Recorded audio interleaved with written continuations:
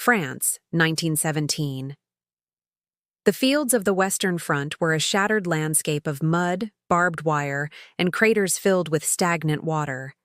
Artillery shells tore the earth apart, the air thick with the smell of gunpowder, blood, and fear. Soldiers trudged through the muck, their uniforms soaked, boots heavy, faces caked with grime. Death was constant, hovering over the trenches like a grim specter, and the cries of the wounded became a haunting chorus that echoed across the blasted land. Into this chaos stepped a young girl, 16-year-old Mary Louise Foster, a volunteer with a small, underfunded Red Cross unit. Unlike nurses or medics, Mary carried no bandages or syringes. Her tools were a violin and an unshakable belief in the power of music. At first, the soldiers laughed. How could a fragile girl standing on muddy ground in a war zone hope to bring solace with a single instrument? Yet Mary's eyes held a fire that made even the toughest men pause. Every day she would play. The violin's bow danced across strings, weaving melodies that rose above the thunder of artillery. Notes shimmered through the air, cutting through despair like beams of light piercing storm clouds. Soldiers paused, some weeping quietly, others standing rigid, astonished at the beauty that seemed impossible in a world defined by horror. The music did not erase the war, nor did it stop the bombs, but it reminded them of humanity, of home, of life beyond the mud and blood. Mary learned the names of the men she played for, personalizing each performance.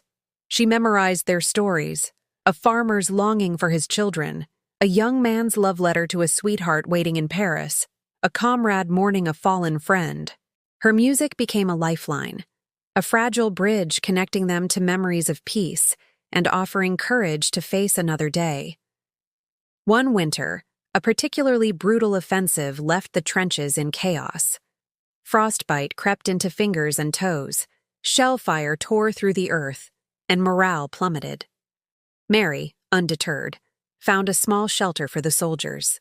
As explosions shook the ground, she lifted her violin and, with trembling hands, played the first note. Slowly, soldiers emerged from their dugouts, eyes wide with disbelief.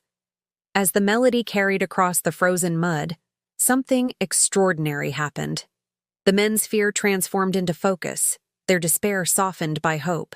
For a brief, fleeting moment, music became a shield, and the battlefield became a sanctuary. Mary's courage extended beyond performance. She carried messages between units, offered comfort to the wounded, and taught soldiers simple songs that reminded them of home. She refused recognition, instead focusing on the men who relied on her. Her presence became a symbol. Even in the darkest hours, compassion, beauty, and human connection could survive. After the war, Mary's contributions were largely forgotten. Soldiers returned home, their lives forever altered, carrying the memory of a young girl whose violin had offered them solace when the world seemed irredeemable. Her story lives in diaries, letters, and whispered recollections, a reminder that heroism is not always measured by weapons or power, but by courage, creativity, and empathy in the face of unimaginable hardship.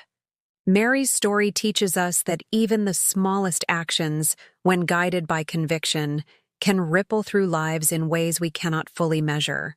A single violin, a single girl, and an unwavering belief in the power of art transformed the experience of war for countless soldiers, preserving their spirits when everything else seemed lost. If one girl could bring hope and humanity to men in the midst of unimaginable carnage, what small, courageous act could you perform that might transform the lives of those around you, even in circumstances that feel hopeless?